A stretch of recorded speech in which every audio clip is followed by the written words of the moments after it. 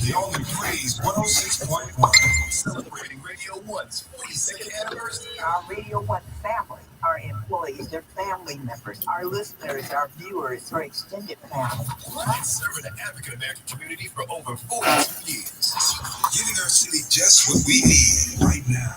Baltimore's inspiration station, Praise 106.1. From the Big House Studio, Baltimore's #1 accident attorney.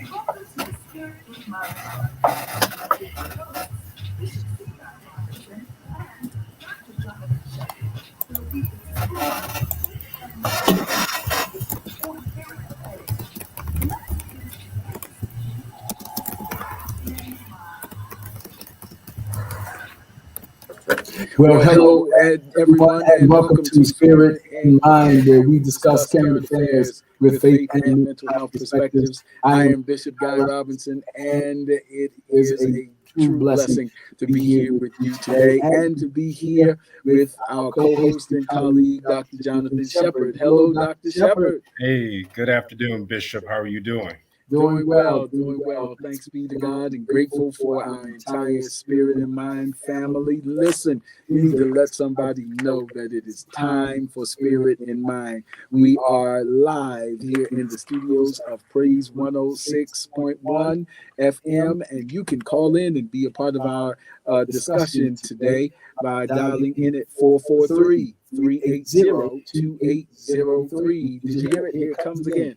443-380-2803. You can call in and be a part of our discussion right here. Let somebody else know that it's time for Spirit in Mind. You can share this or tell somebody to join us. I want to say hello to our streaming audience as well. Grateful for you being with us.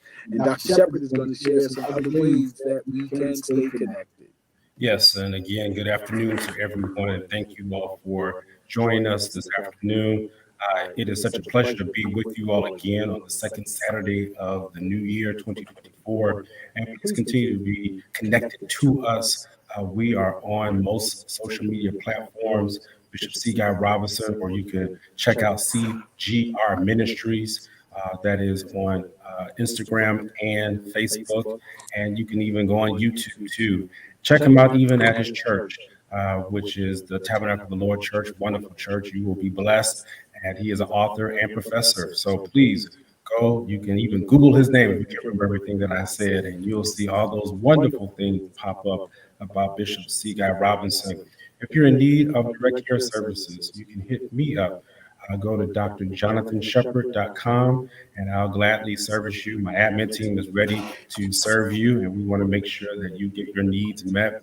If you're in need of direct care services within the District of Columbia or the state of Maryland, I have most resources in those states.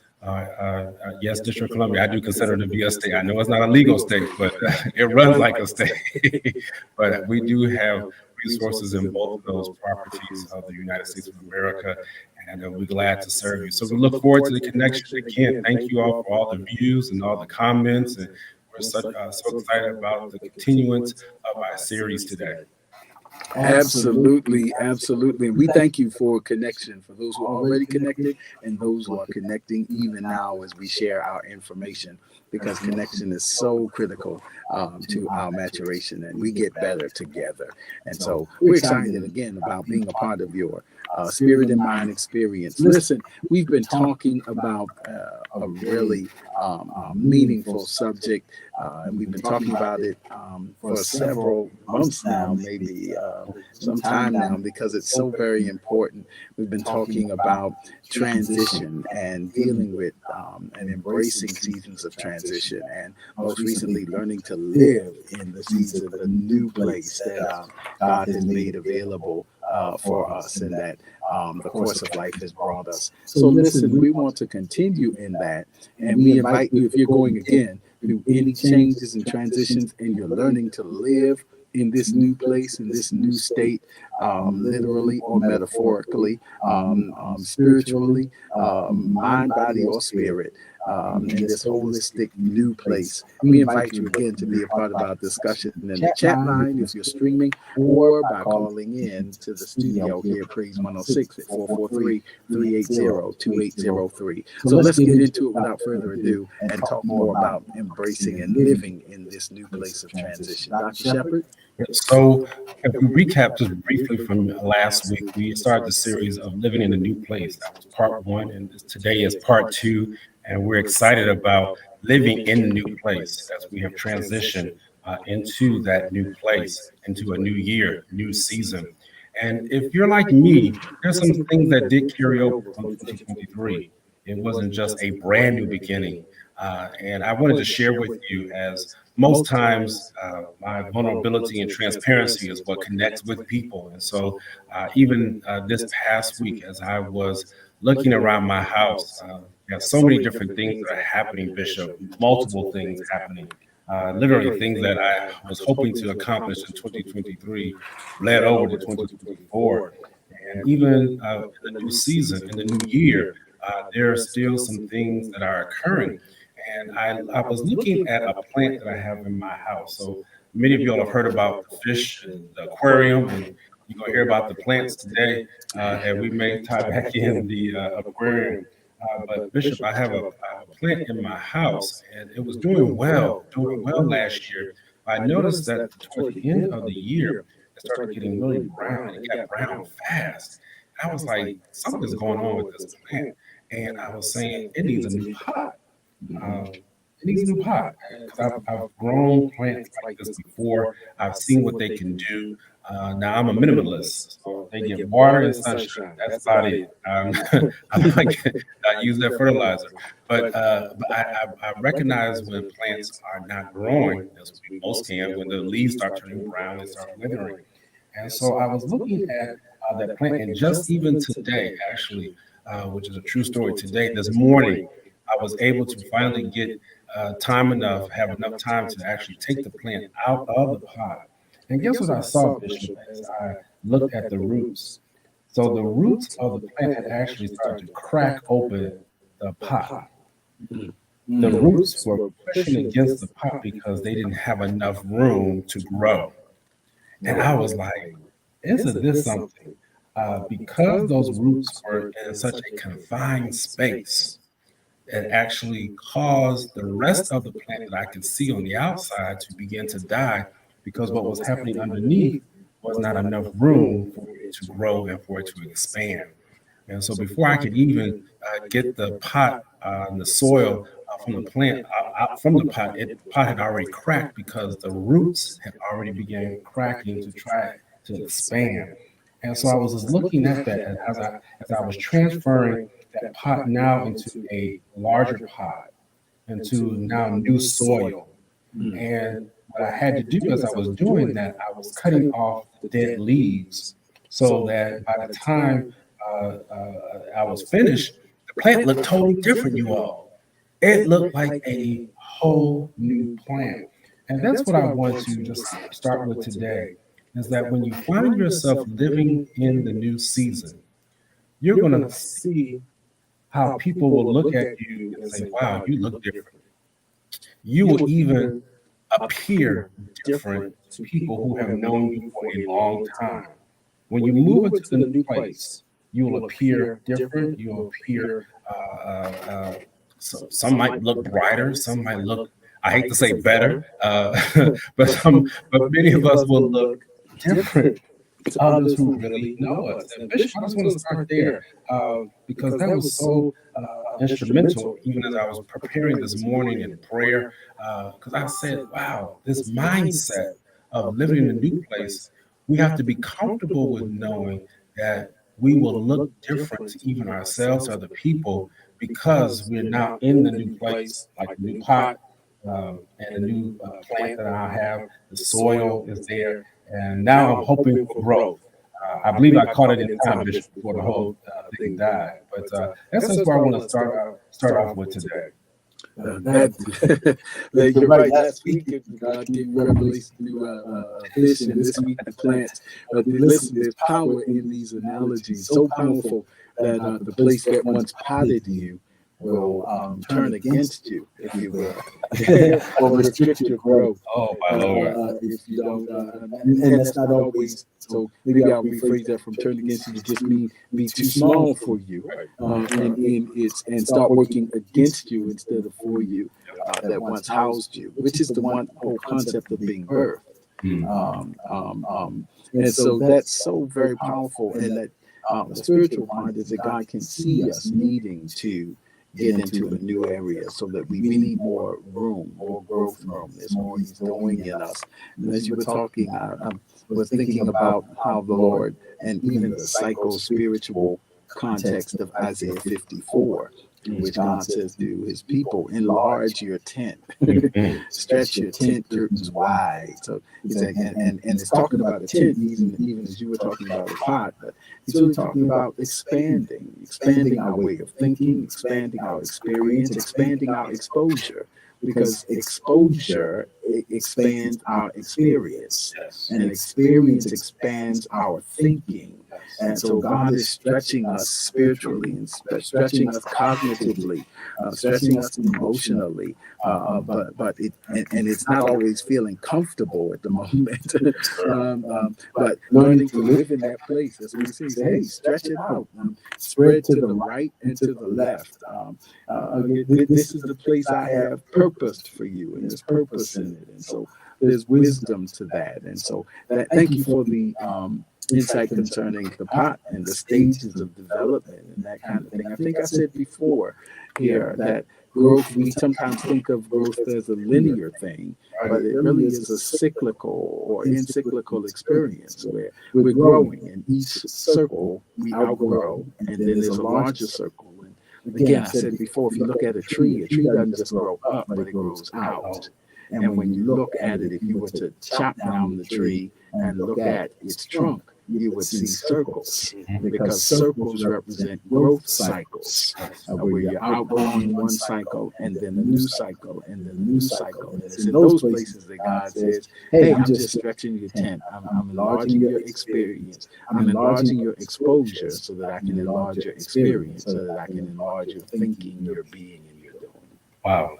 Thank you, Bishop, because as that is happening, we go back to some of the points that we talked about last week.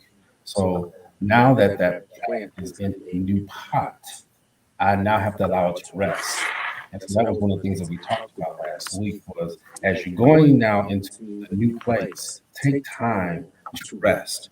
That is something that is so important that we must do. As you're coming into 2024, I know a lot of us are very much motivated to get things done. Many of us are on various consecrations, and we have to-do lists, and we have New Year's resolutions. And if you don't believe in New Year's resolutions, we have vision boards, whatever the thing is, the latest thing is now. But we have goals and we have objectives. And I want us to really take time, though, to rest, to think about, wow, look at where we have come.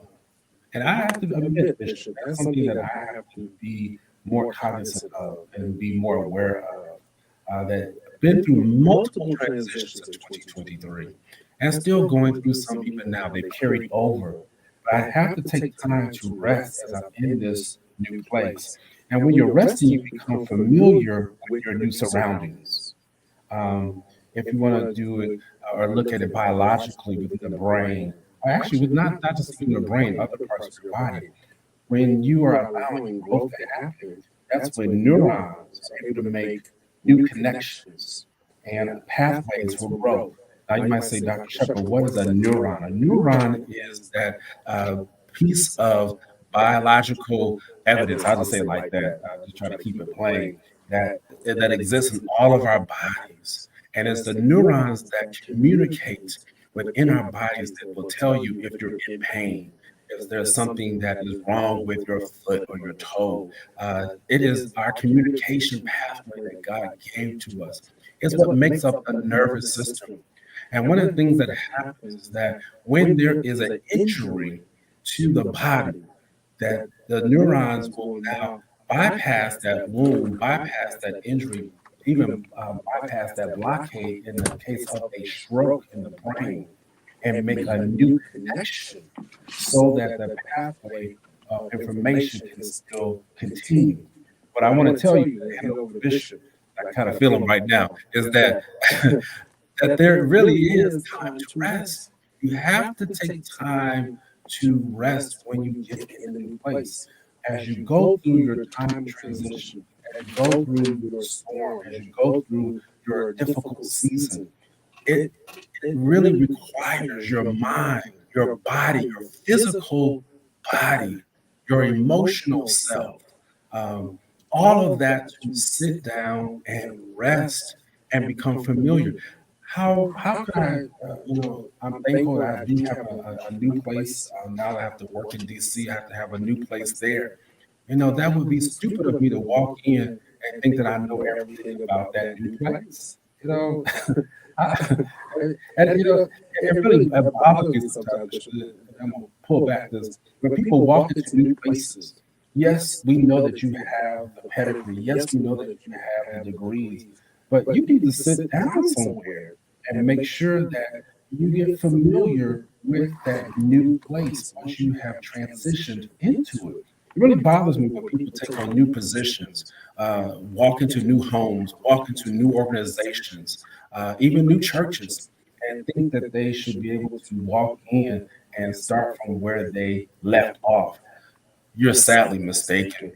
When you come into a new place and live in a new place, you need to be able to take time to rest, to become familiar with your new surroundings, and then allow those neurons, whether it be spiritual or physical, to create those new connections, that new pathway, so now that you can grow even bigger.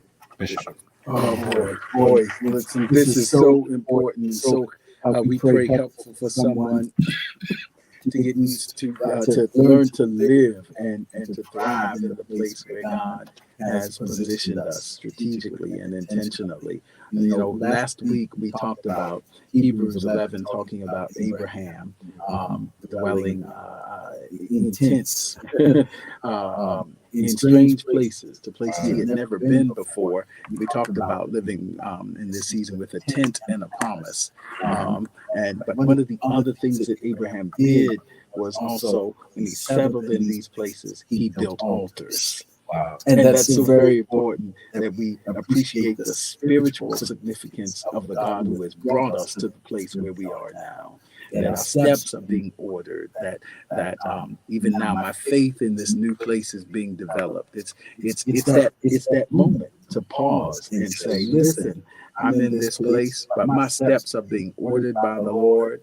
The strangeness of it, the newness of it, the new relationships that are happening because of it, the existing relationships that are being changed because of it. My steps are being ordered by the Lord. And I want to take a minute right here and build an altar and appreciate the God who has brought me to this new place. The psalmist said something similar. We come through the fire and the flood, but he brought us into a wealthy place. So I believe that everywhere, all these changes that life has taken me through, my steps are still being ordered by the Lord. So even in this new land, I want to learn to settle in. And one of the ways I do that is by tapping into my spiritual truths, that God has brought me here. And I just want to build an altar and say, Lord, I thank you. And I rest in the promises of God. And not just sleep. Sleep, I want to suggest theologically, sleep is physical. Rest is this shalom, this irene in the New Testament Greek, being I am in this place to understand that God is with me. And peace is not always the absence of conflicting circumstances. It's not about what's absent, it's about what's present. And who's present. So it's not always, peace is not always measured by the absence of conflicting conditions, but it is measured by the presence of God, who is ordering our steps, so that even if I'm in the valley, he's with me. And taking a moment to acknowledge the presence and the peace of God in this new place is so important to our psycho-spiritual development and health. And let me just piggyback on what Bishop was saying, because some people might now, well, Bishop, what do you mean rest is not sleep or sleep is not rest? Because it's possible for you to sleep and you not be resting. Oh, absolutely. And, we are able to measure that even on an EEG, where we can measure the sleep waves and can tell that you're not resting.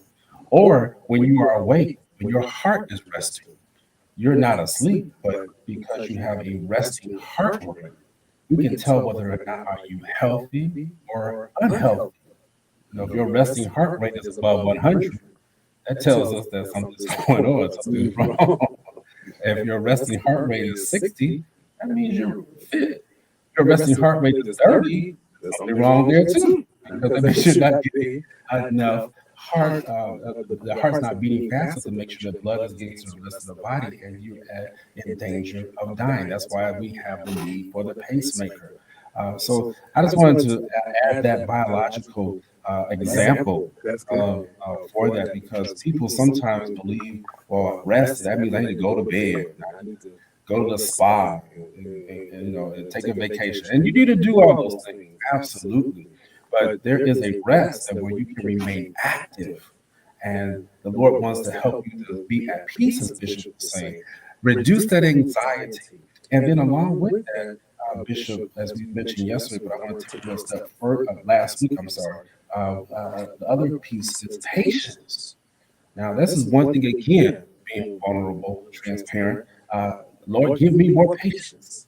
You know, when I walk into my new place, I'm like, okay, I see this, I see that, I need this, I need that. You know, I want it all right now. Like, please let me be able to handle all that right now. And I'll be honest with you, walking into a new job, walking into a new home, you start spending, and before you realize it, I'm limited in the resources. And so the point there is that once you get into the new place, you have to exercise patience.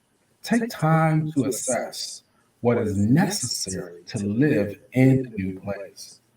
Start making a list and begin to prioritize.